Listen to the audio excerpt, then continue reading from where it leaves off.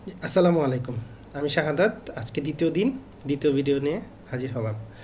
আজকের টপিক হলো problem solving approach. তো আজকে এই প্রবলেম সলভিং অ্যাপ্রোচের মধ্যে আমি দুইটা জিনিস নিয়ে কথা বলবো। একটা হচ্ছে সিমটম আর একটা হচ্ছে রুট কজ। আমরা কোনো প্রবলেম সলভ করার জন্য আগে আমাদেরকে আইডেন্টিফাই করতে হয় যে এটা আসলে কি, এটা কি আসলেই প্রবলেম না সিমটম। যদি যদি এটা প্রবলেম হয় যে তাহলে আমাদের হচ্ছে এটাকে প্রবলেম, এটা যে একটা প্রবলেম আমাদেরকে ওইটা অ্যাকনলেজ করতে হবে এবং এটা কী ধরনের প্রবলেম ওইটা আইডেন্টিফাই করতে হবে। আমরা যদি এটা আইডেন্টিফাই করে ফেলতে পারি তাইলে মোটামুটি আমাদের 50% প্রবলেম সলভিং ডান।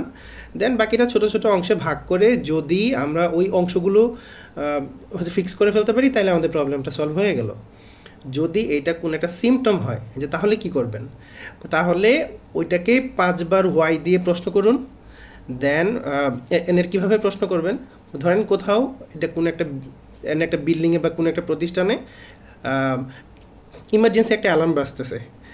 এখন এটা কেন বাজতেছে, এভাবে হয়তো বা 5বার আপনি যে উত্তরটা পাবেন, যে প্রথম একবার এই অ্যালার্মটা কেন বাজতেছে ওটা যে উত্তরটা পাবেন, ওটাকে 5বার আপনি প্রশ্ন করার পরে হয়তো বা উত্তরটা পাবেন যে আপনার বিল্ডিংয়ে আগুন লাগছে।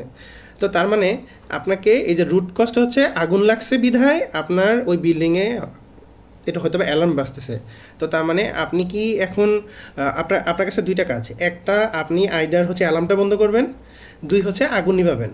এখন আপনি যদি অ্যালার্মটা বন্ধ করেন তাহলে কিন্তু আগুনটা নিভলো না। তার মানে সিমটমের যদি আপনি একটা হটফিক্স দেন, এই হটফিক্সের কারণে যেটা হবে আগুন আরও ক্ষতি করবে।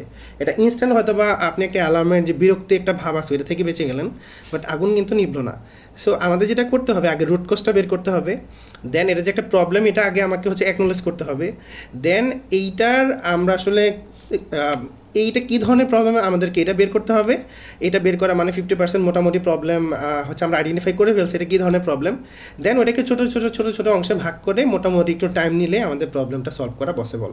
এবং এইভাবে মোটামুটি আমাদের রিয়েল লাইফে বা আমাদের হচ্ছে পার্সোনাল লাইফে কিংবা হচ্ছে কর্পোরেট লাইফে যে কোনো প্রবলেম আসে, প্রবলেমগুলোকে এই একটা টেমপ্লেটে ফেলে দিলে মোটামুটি সলভ করা পসিবল।